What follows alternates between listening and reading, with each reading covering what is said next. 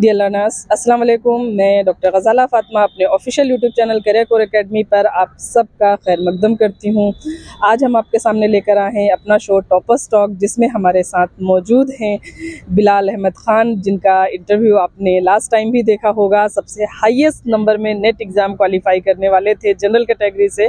पिछली बार इनका स्कोर 234 था और हम सब ने मिलकर यहाँ पर इनके लिए दुआ की थी और इनसे जिस मेहनत की उम्मीद की थी वो उन्होंने की। और आप हम सब के लिए ये खुशी का मौका है और बिलाल के लिए भी बहुत बड़ी खुशी का मौका है कि कट ऑफ पेपर मुश्किल होने की वजह से भी, लेकिन बिलाल के नंबरों में कोई कमी नहीं आई है। जहां सबका स्कोर कम हुआ है, बिलाल ने वहां पर भी बहुत अच्छे नंबर हासिल किए हैं। तो अभी मैं आपको बता दूं कि बिलाल ने नेट एग्ज़ाम JRF के साथ क्वालिफाई किया है और इनका स्कोर है 234। पिछली बार भी इनका 234 था, लेकिन ये जनरल कैटेगरी में होने की वजह से सिर्फ नेट क्वालिफाई हुए थे। और इस बार जब सबका स्कोर कम हुआ है, ऐसे में बिलाल ने अपनी जो कोशिश थी वो जारी रखी, मेहनत जारी रखी। और हम सब ने जो दुआएं की थी कि एक बार हम बिलाल को फिर अपने चैनल और अपने शो टॉपर्स टॉक में लाना चाहते हैं, तो बिलाल ने हमारी कही हुई बातों को सच साबित कर दिया। तो चलिए मिलते हैं। बिलाल, आपको बहुत बहुत मुबारकबाद और आपका खैर मकदम है हमारे चैनल पर। मैं आपका इस्तकबाल करती हूँ बाकायदा तौर पर। तो आप ये बताएं कि आप कैसा महसूस कर रहे हैं कि अपने इतने ज़्यादा नंबरों के साथ इतनी शानदार कामयाबी आपने हासिल की। शुक्रिया मैम आपका। बहुत खुशी हुई मुझे। रिज़ल्ट तो रात में मैंने जब देखा तो बहुत खुशी हुई। तब से बस खुशी ही का दौर चल रहा है। उसके बाद मैसेजेस, फ़ोन वगैरह सबके आ रहे हैं। घर पे भी बात हुई, घर पे भी सब बहुत खुश हैं जी। जी। तो आपको अल्लाह की ज़ात पे यकीन है कि अल्लाह ताला जो करता है बेहतर करता है? जी जी, बेशक अल्लाह की ज़ात पे तो हमेशा यकीन है और यकीन रहेगा इंशाअल्लाह। और जहाँ लोगों का स्कोर कम हुआ है और पेपर मुश्किल होने के बावजूद भी आपका स्कोर कहीं कम नहीं हुआ है। आप पेपर मुश्किल होने के बावजूद भी आपने ज़्यादा ही नंबर हासिल किए हैं, जबकि इस बार EWS में 212 कट ऑफ गई है, जनरल में 220 गई है और बिलाल की जो कामयाबी है वो 234 नंबर हासिल किए हैं 300 में से। तो आप अपना रिज़ल्ट ये बताइए कि आपके उर्दू में कितने नंबर हैं? उर्दू में मेरे मैम 180 नंबर हैं, यानी कि 90 100 में से 90 क्वेश्चन आपने सही किए हैं। और जनरल पेपर में? जनरल पेपर में मैम 54 मार्क्स हैं, यानी 27 क्वेश्चन सही। 27 क्वेश्चन सही है, यानी कि आप दोनों पेपर में अपडेट हैं, कहीं कम नहीं है। जी जी। तो आप हमारे स्टूडेंट के साथ अपनी स्ट्रेटजी शेयर करें, कैसे जब उर्दू का पेपर जो हमारे स्टूडेंट ने कहा और जो हमने देखा पेपर आंसर किए आने के बाद, उससे यही अंदाज़ा हुआ कि पेपर का लेवल इस बार मुश्किल था। तो आपने कैसे इतने ज़्यादा नंबर हासिल किए उर्दू में? आपने कैसे पढ़ा चीज़ों को, कैसे रिविज़न किया, कैसे याद किया? मैम पिछला जो क्वेश्चन था नेट UGC नेट का, वो तो थोड़ा आसान था, इस वजह से कट ऑफ बहुत ज़्यादा गई थी। और दूसरी बात ये है कि इस बार कट ऑफ बहुत ज़्यादा गया है, मतलब ज़्यादा नहीं गया, कम ही गया और क्वेश्चन टफ ही थे, सभी को पता है। तो मैम पिछली बार असल में जो है ना, जिन बच्चों ने सही तरीके से अगर गाइड बुक्स वगैरह पढ़ लिए थे तो उनके भी मतलब देखे गए कि उनका सिलेक्शन हो गया। इस बार की बात करें मैम, तो इस बार गाइड बुक तो खैर इम्पोर्टेंट है ही है रिवीजन के लिए। हाँ जी। साथ में मैंने और भी अलग से कई किताबें इस बार पढ़ी उर्दू की, जिसकी वजह से ये कामयाबी मिली। जैसे कि मैंने तनकीद के पोर्शन के लिए, मगरिबी तनकीद के लिए अरस्तू से एलियट तक वो मैंने पढ़ी। उसका मुकद्दमा पूरा सिर्फ 100 पेज का है आई थिंक, वो मैंने पढ़ा। और साथ ही मैम इस मशरिकी शरियात के लिए अबुल कलाम कासमी साहब की बुक पढ़ी। और इसके अलावा मैम मसूद हुसैन ख़ान साहब की लिसानियात वाली बुक पढ़ी, तारीख़ ज़ुबान उर्दू। और उर्दू ज़ुबान की, ये उर्दू अदब की तनकीदी तारीख़ एहतशाम हुसैन की, ये तो इससे पहले भी पढ़ा था मैंने। तो ये कुछ चीज़ें मैंने ऐड की। और साथ ही साथ मैंने इसके लिए तहरीक वगैरह के लिए उर्दू अदब की तहरीकें, उसमें से ख़ास जो हमारे जी अनवर सदी साहब की जो हमारे ख़ास सिलेबस में जो तहरीकें शामिल थी, उन चीज़ों को थोड़ा सा मैंने देख लिया। यानी कि आपने ये देखा, चूँकि आप जनरल कैटेगरी से बिलोंग करते थे, तो आपने ये देखा कि आपको मेहनत बाकी लोगों से ज़्यादा करनी जी जी मैम। तो आपने उसके लिए ये किया कि जो किताबें निसाब में शामिल या सिलेबस से शामिल जो ओरिजिनल टेक्स्ट हैं, आपने उनका मुताला किया। जी मैम। तो आप इस स्टूडेंट के लिए क्या कहना चाहेंगे कि अगर वो चाहते हैं कि वो ज़्यादा स्कोर करें, तो उन्हें तमाम किताबों के साथ, क्लासेस के साथ और तमाम गाइड बुक के सहारे के साथ साथ उन्हें ओरिजिनल टेक्स्ट का जी मतलब मैम, जी मैम, वो ओरिजिनल टेक्स्ट तो पढ़ना ही यही है जी। उर्दू में सबसे ज्यादा नंबर हासिल करने या ओवरऑल ज्यादा नंबर हासिल करने का राज यही है कि आपने ओरिजिनल चीजें पढ़ी। जी मैम, लेकिन पढ़ना तो पढ़ते तो हम सब हैं, आप याद कैसे रखते थे? आप कितने घंटे पढ़ते थे? रिवीजन कैसे करते थे? घंटा तो गिनता नहीं था मैम, बस ये था कि जो भी मतलब वक्त मैसर है उसमें पढ़ना है, ठीक है। और साथ ही ये कि मतलब सिर्फ एक बार या 2 बार पढ़ लेने से चीज़ें याद नहीं रहती हैं, वो फौरी तौर पे तो आपको याद रहेगी, आपने जिस हैसियत से उसको पढ़ा है, जितने गौर से, लेकिन उसका मल्टीपल रिवीजन बहुत ज़रूरी है। तो यानी कि अगर हम कोई चीज़ पढ़ते हैं तो हमें बार-बार उसको रिवीजन करना चाहिए। जी। तो जो भी किताबें मैंने पढ़ी उसको कई बार मतलब रिवीजन किया उसका, 5 से 6 बार, किसी को तो 10-10 बार पढ़ा। जैसे फ़न्ने तनकीद और तनकीद निगारी है, वो तो लगता है मुझे कि 10 से ऊपर ही मैंने पढ़ा होगा, उसको 10 बार रिवीजन किया होगा। और यानी कि याद रखने का सबसे अच्छा तरीका आपके नज़दीक जो है वो रिवीजन है। जी मैम, कि अगर आप चीज़ों को बार-बार देखते हैं, रिवाइज करते हैं, पढ़ते हैं तो वो आपको ज़्यादा देर तक याद रहती है। जी।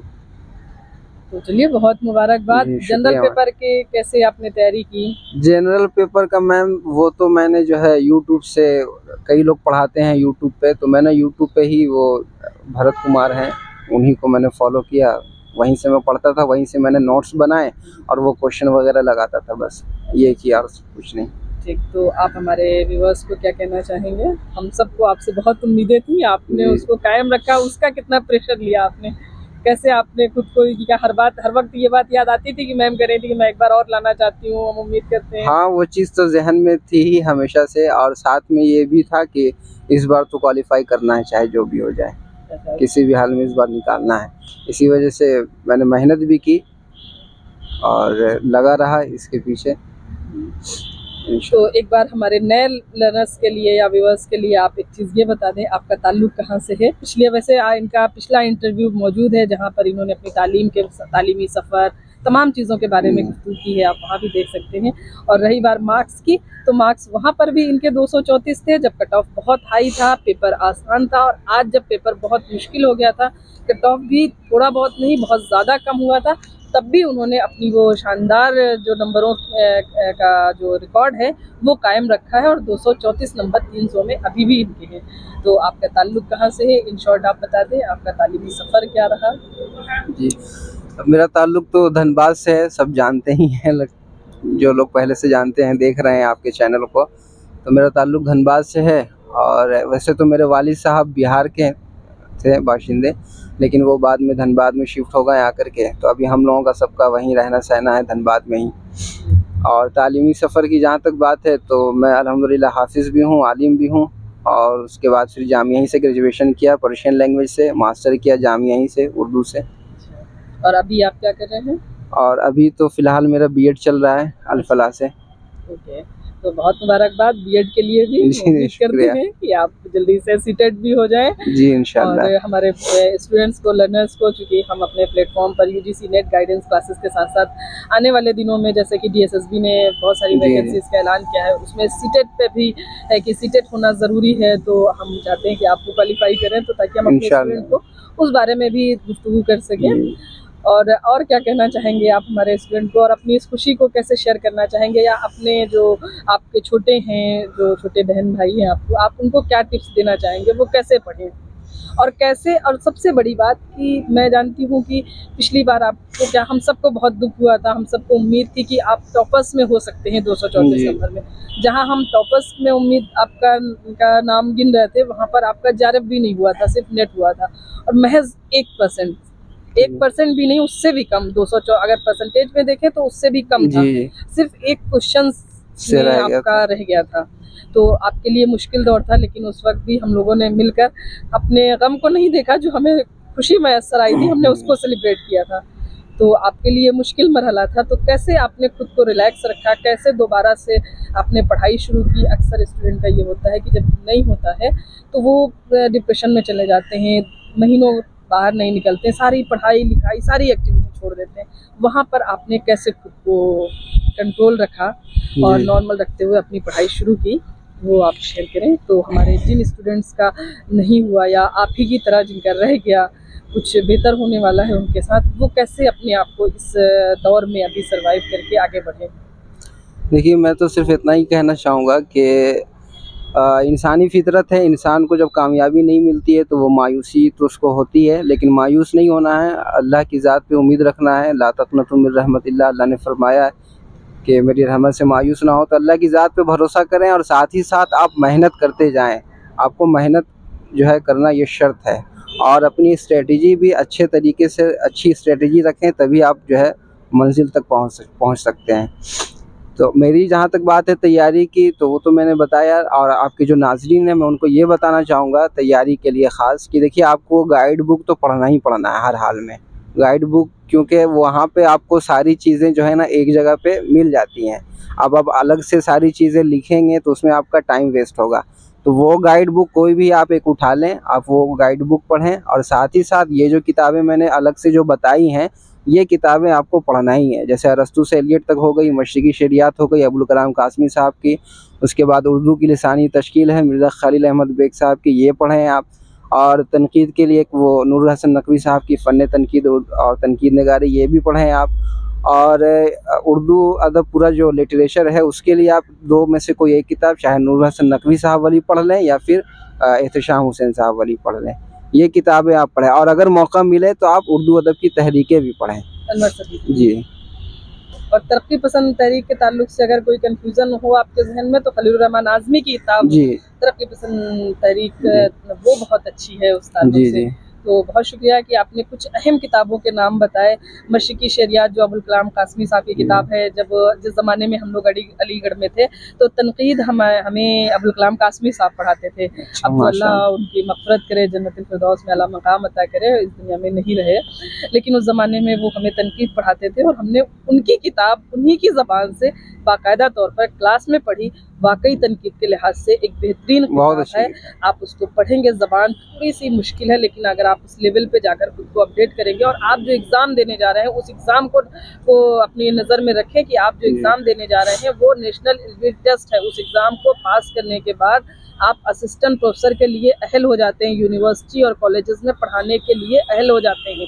वो एक अहलियती एग्ज़ाम है, तो उस एग्ज़ाम को देखने के लिए हुए आपको ये किताबें मुश्किल या इनकी ज़बान मुश्किल नहीं लगना चाहिए। अगर लगती है तो आप खुद को अपडेट कीजिए, आप आदत डालिए उस मुश्किल ज़बान को पढ़ने के लिए, या उस तरह की अक्सर कुछ स्टूडेंट्स हैं जिनका बैकग्राउंड नहीं होता है, स्कूल बैकग्राउंड है, तो उन्हें थोड़ी सी दिक्कत होती है, लेकिन वो दिक्कत मुताले से दूर हो जाती है, चाहे अरस्तू से एलियट तक हो। लेकिन जब आप पढ़ना शुरू करेंगे और कि आपको पढ़ना ही है, और आप जैसे ही स्टूडेंट पढ़ते हैं, हम और आप जैसे, तो आप ज़रूर पढ़ लेंगे। और ये पढ़ने से मैंने खुद इस चीज़ का एहसास किया कि ये किताबें पढ़ लेने से आप जब गाइड बुक पढ़ते हैं ना, तो उसमें और ज़्यादा मतलब आपको मदद मिलती है। हाँ। और फिर वो मतलब उसको याद करना आसान हो जाता है, ये चीज़ भी है। जी, तो बहुत मुबारकबाद आपको भी, आपके वालिदैन को भी, और हम सब के लिए खुशी का मौका है कि आपने मेरी कही हुई बात को, और अल्लाह रब्बुल इज़्ज़त का शुक्र है कि उसने आप सबके सामने बैठकर कही हुई उस बात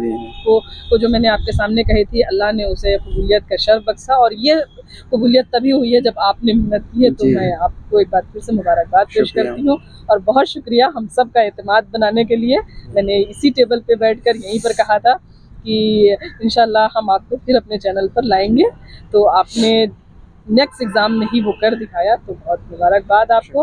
और इंशाल्लाह ताला किसी दिन, आज तो खुशी का मौका है, आपके दोस्त आपका इंतज़ार कर रहे हैं, और इंशाल्लाह फिर कोई इसी मौके पर आप अपनी स्ट्रेटजी हमारे स्टूडेंट्स के साथ डिटेल में कभी पीपीटी के ज़रिए शेयर कीजिएगा, तो हमें ज़्यादा बेहतर होगा कि कैसे आपने नोट्स में कैसे पढ़ी। तो मुझे लगता है ज़्यादा अभी तो खुशी का मौका है, हम मेरी तरफ से भी और हम मेरे नाज़रीन की तरफ से आपको मुबारकबाद, वालिदैन को मुबारकबाद। अल्लाह ताला आपको मज़ीद कामयाबियों से हमकिनार करे, और आगे के जो मरहला है आपका पीएचडी का और जॉब का, वो भी आपका आसान करे। आमीन, अल्लाहुम्मा आमीन। आप सब नाज़रीन का हमारे इस शो टॉपर्स टॉक में खैर मकदम है। जो भी स्टूडेंट्स हमसे रब्ता करना चाहते हैं, हमारे ऑफिशियल नंबर 75309727 पर हमें व्हाट्सअप कर सकते हैं, कॉल कर सकते हैं, या फिर हमें ईमेल कर सकते हैं, या हमारे कमेंट सेक्शन में जाकर हमें मैसेज कर सकते हैं। हम आप सब का खैर मकदम करते हैं, और ख़ासकर उन स्टूडेंट्स के लिए मैं ऐसे बहुत सारे जो स्टूडेंट्स पाएंगे। आप देख लीजिए कि बिलाल का दुख उस वक्त कितना बड़ा रहा होगा, लेकिन उन्होंने उस दुख को छोड़कर उस खुशी को हम सबके साथ शेयर किया था, और आज वही छोटी सी खुशी उनके लिए उम्मीद का ज़रिया बनी, और वो एक कदम भी या एक लम्हे की भी उन्होंने ताख़ीर नहीं की, और वो उसी तरह उन्होंने दोबारा पढ़ाई शुरू कर दी। और देखिए अल्लाह ने जो वो चाहते थे वो मिला।